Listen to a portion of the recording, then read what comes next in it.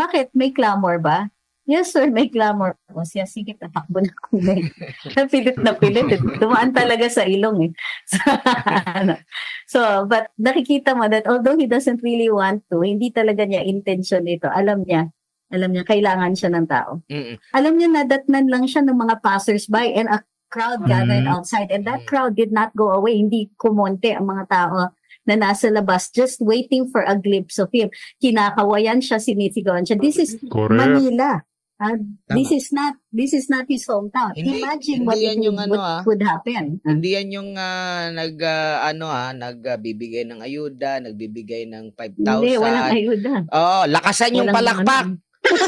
Yung mga ganyan. Pag nabanggit ko pa, lakasan yung palakpak. Walang ganun, ha?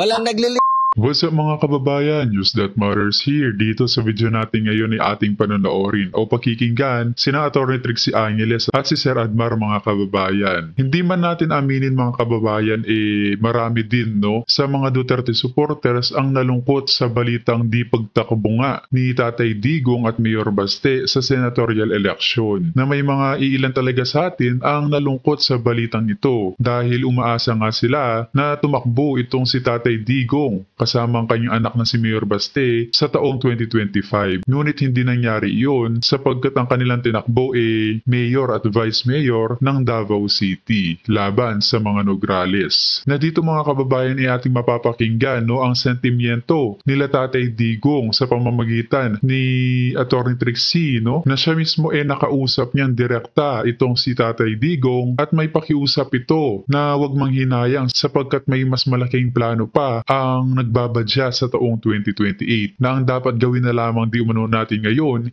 straight vote ang mga ini-endorso nila VP Sara at Tatay Digong na magkaroon ng kakampi ang ating Vice Presidente sa maloob ng Malacanang. Pero bago ang lahat mga kababayan, huwag niyo po sana kalimutang mag-like at subscribe para updated ka sa mga uploads ko araw-araw at kung maaari mga kababayan, no skip ads po tayo sapagkat malaking tulong po ito. At yun na nga mga kababayan, alam ko at alam natin na may rason kung bakit ganito ang pasya ng mga Duterte ngayon. Na magtiwala na lang tayo mga kababayan dito sa malaking plano na kanilang ginagawa upang malabanan ang bangag na administrasyon. Kung kaya naman hindi ko na patatagalin pa, heto na ang buong video. Mataas ang stakes for them. For the Nograles, kung late nila nalaman na yan pala ang gusto ng administrasyon para sa kanila, actually this early we can write them off. Kasi hindi sila naghanda. The groundwork is necessary in a local election. Kailangan nandun ka. Dapat early on nakikipagkamayan ka. Kasi paano mo tatapatan yung most recognized figure of Davao City? Maglakad lang yan dun sa kanto. Alam mo ba, yesterday sa endorsement day niya, sa endorsement event ni PRD, andun kami.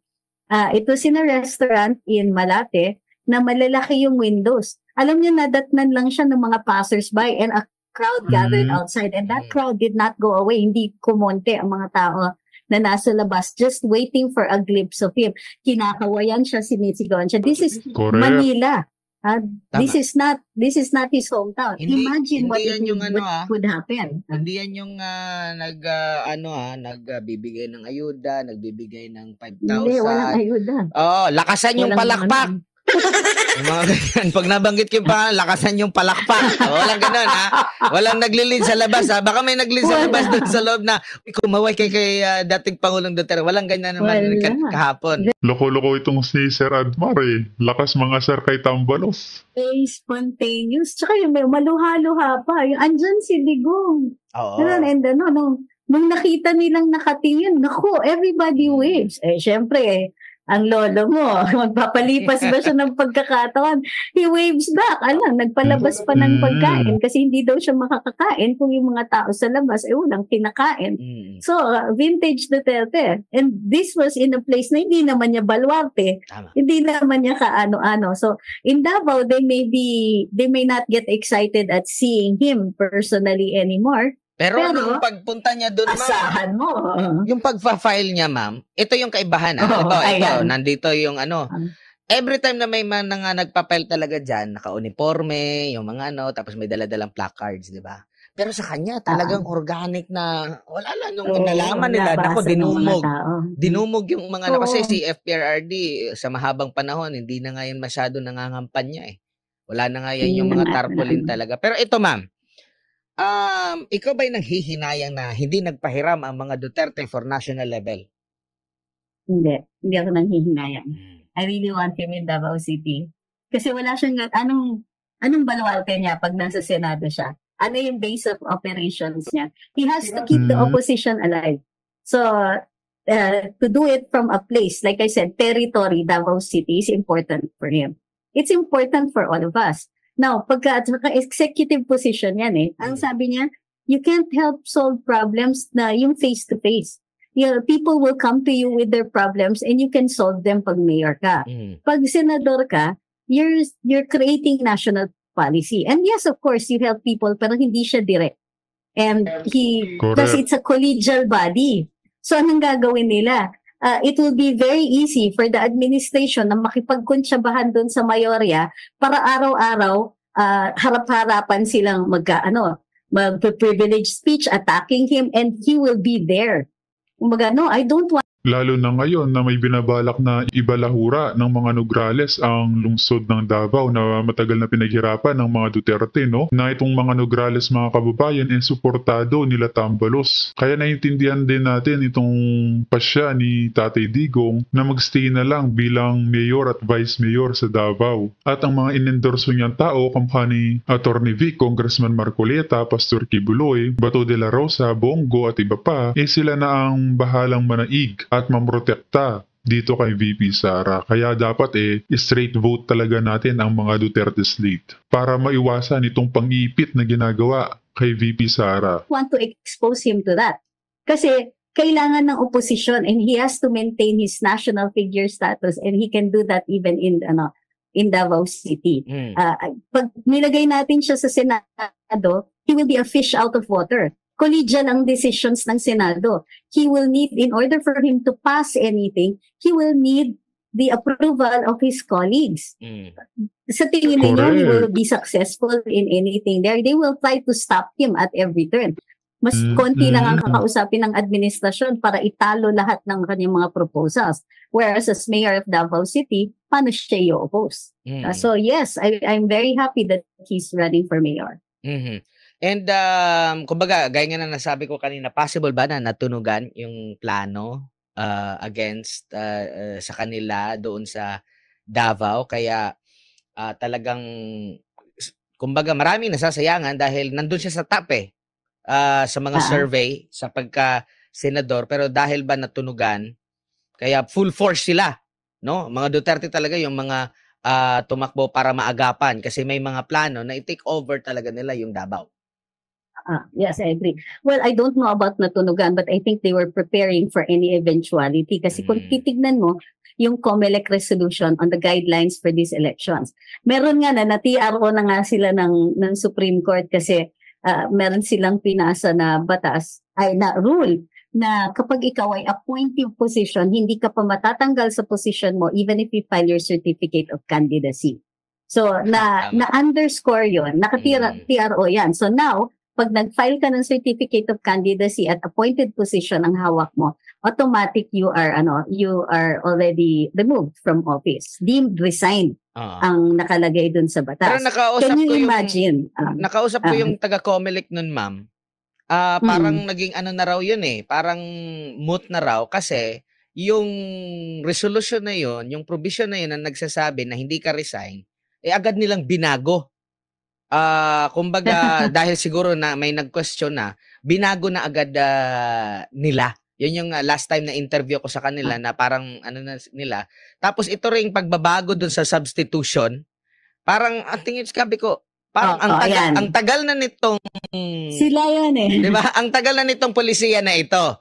Diba? Na di nga natin alam na meron, sa akin personally siguro sa mga ordinaryong Pilipino, hindi nila alam na merong ganitong uri na substitution pero naging sumikat lang siya dahil noong 2016 na ginamit noong 2016 na election. Pero sa tagal na nito tapos ngayon gusto nilang baguhin para wala na yung mga strategy. Pero kahit na wala na yung mga meron pa rin iba pa rin yung galaw ng mga Duterte pa rin.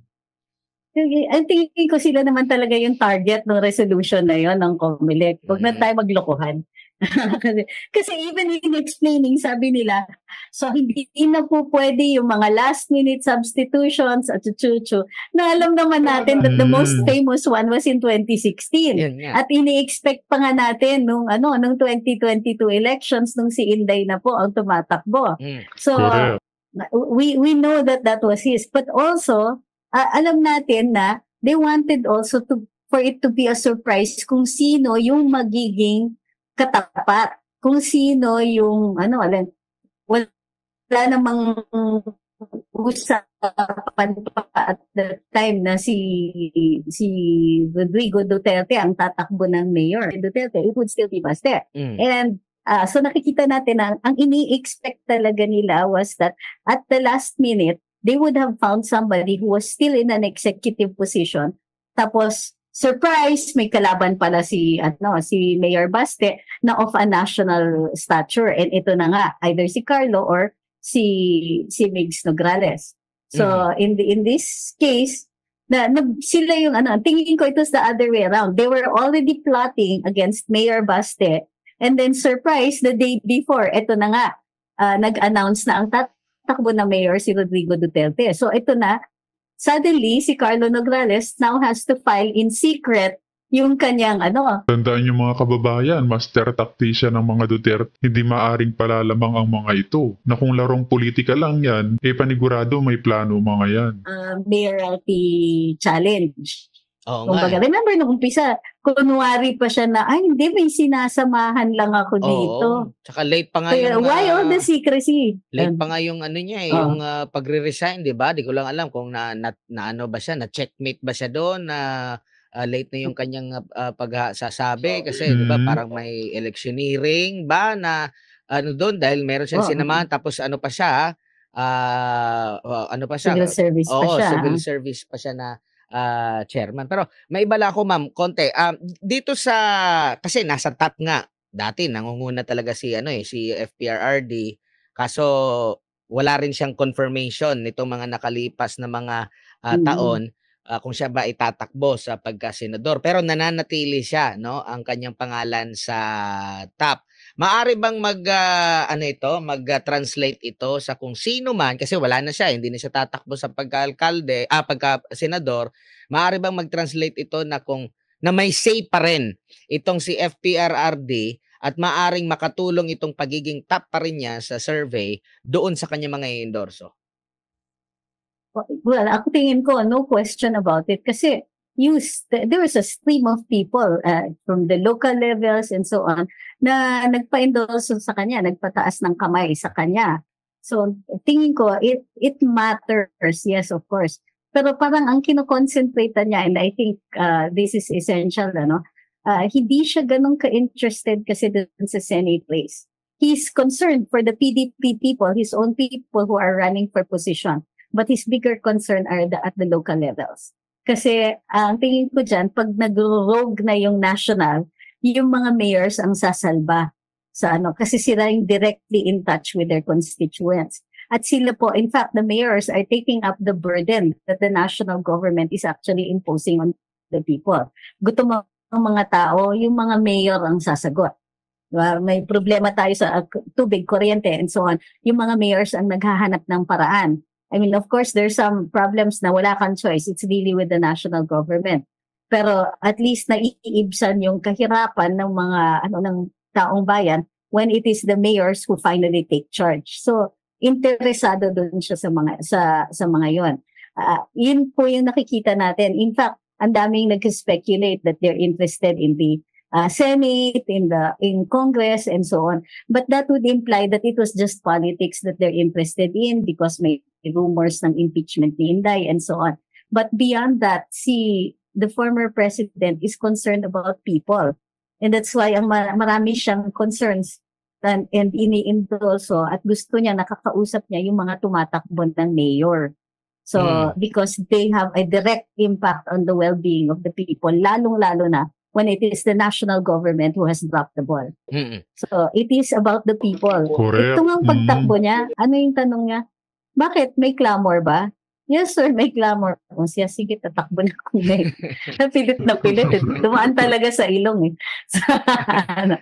So, but... Yan yung nakakatuwa kay PRRD eh. Yung ganyang style niya. Kaya lalong minamahal ng taong bayan. Nakikita mo that although he doesn't really want to, hindi talaga niya intention ito. Alam niya, kailangan siya ng tao. Pero ito ma'am, bilang panghuling topic na lang. Alam natin, last 2019, naging mabisa yung endorsement ni ngayon Vice President, noon ay Mayor Sara Duterte, no, doon sa hugpong ng pagbabago. Marami talaga ang nakakuha ng pwesto doon, in-endorse ng hugpong ng pagbabago last 2019. And ngayon, ang nakikita pa ng taong bayan ang endorsement ni dating Pangulong Rodrigo Duterte. Hindi pa nagsasalita ang pangalawang Pangulo.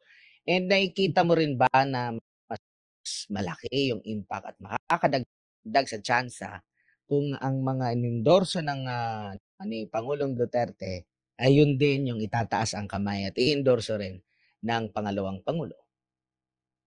I think that if we're looking to have a bigger base for VP Inday, iba yung i-endorso niya. Pero hindi siya mag-i-endorso ng kasalungat ng mga in-endorso ng tatay niya. Which means, you're spreading your influence.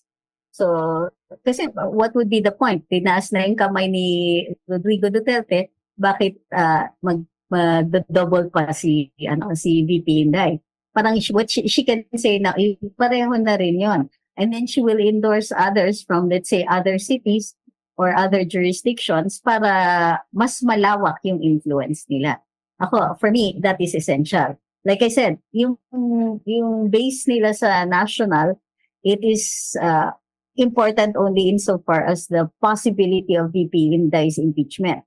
But for the rest of it, para sa actual servisyo sa taong bayan, I'm sure she is also concerned about the local levels at hindi niya sasalungatin yun sa ama niya. She will seek to widen the base. And kumbaga baka kasi gawan pa ng issue, 'di ba? Na bakit hindi mo tinaas yung kamay? Bakit iba yung tinaas mo yung kamay sa baka gawan pa ng issue. Pero yung mga itinaas din niya ng mga kamay nung nagpatulong sa kanila noon, parang unti-unting bumabaliktad sa kanila ngayon, no? Itong mga unti-unti lang ba? Hindi pala unti, marami. Pero itong mga inano ni PRRD, talagang ito yung naging solid sa kanya mula noon hanggang ngayon. Yes. Na maaring maging lesson siguro sa kanyang anak yung kahalagaan ng loyalty tsaka yung trust na napundar din ni dating Pangulong Rodrigo Duterte sa pagpili niya ng mga tao. Well, to be fair, bata pa naman si VP Inday and her public service record isn't half as long as her father's. So yung sa plus, Rodrigo Duterte had 6 years as president. At yung mga tinangay niya, yung mga pinasok niya doon sa kanyang sphere of influence were there at the start of his presidency and many were still there at the end of it. And hanggang ngayon, pag if he asks for their help, they will respond with help. Na solid na solid yan. Tama po kayo dyan. With VP Inday, what she has is the loyalty of the DDS also. Kumbaga, malaki yung factor ng DDS, the supporters of her father, but not the inner circle anymore. Kumbaga, yung mga botante. So, hindi aksidente na may 32 million si VP Inday nung tumakbo siya. Part of that is her father's influence. But we cannot discount also that yung kanyang pagkabata may appeal yan to younger voters. Yung pagiging, female, babae, strong female figure appeals to a different demographic na diehard ni Rodrigo Duterte. So, nakakatulong ito. Kumbaga, nasusupplement ito. Yung, I'm not so concerned na yung mga diehards ni former president that have stuck to him may or may not be as loyal or as excited over VP Inday, pero she has her own following. Ang kailangan lang niya is i-cultivate and to protect that following. I'm not sure yet how the new ones are responding, pero ang alam ko, nararamdaman ang oppressive nature ng administrasyon, and there are so many people who want to protect her. Ma'am. So, pero tama kayo, meron talagang difference. Oo. Panghuli na talaga. Sa nakikita mo sa line-up kasi, well represented ba? Either sa sektor, sa mga lugar, kasi needed din yan sa kumbaga sa pagtakbo talaga. Numbers game din naman talaga yan, at dapat meron ka mga area. Pero meron akong nakausap, halimbawa, meron akong nakausap din, sabi na ang medyo kulang lang daw is wala silang babae or sa side. So medyo ilan lang yung mga sigurado, 6 ang Senate slate niya. Represented naman ang Luzon and Visayas. Meron, sino ba ang Mindanao? Parang wala yata sa Mindanao. Sina Senador Bongo pa rin, tsaka si Bato. Okay. So, pero mostly Davao yun. Tama, kulang yung but when it comes to Mindanao kasi, alam mo yun, yung pagka-dinarts mo yung mapa ng Mindanao, kahit saan yan bumagsak, Duterte pa rin. So, ang kailangan pa rin na lang is talagang iikutan yon and to remind them that of who he is endorsing. No-brainer yan. So, kumbaga, but it's also not an accident. Alam naman natin na may nag-o-oppose. That the administration has worked very, very hard para yung mga currently holding public office, pati mga former allies become former allies, di ba? Alam natin that the administration has been hard at work para malagas talaga yung support for Rodrigo Duterte. Nevertheless, hindi nila kayang malagas yung grassroots. And that's what the midterm elections are all about. These are about local elections. Ito talaga yung they might not be seeing this. So, and baka makampante sila dun sa Senate lineup, which actually is something that we want. We want the PDP to be underestimated. Correct. Wala na yung mga mangga at mga traidor na posibleng kasi kumbaga nayari. So, yun na lang yung iwasan. Dahil na sinasabi na bubusisiin yung nakaw na yaman. Walang corruption yun. Parang baliktad. Bumabaliktad. Ay, yung kanilang unang statement noon, yung statement nila ngayon, hindi tugma. Pero may iba talaga na consistent yung kanilang paninindigan. At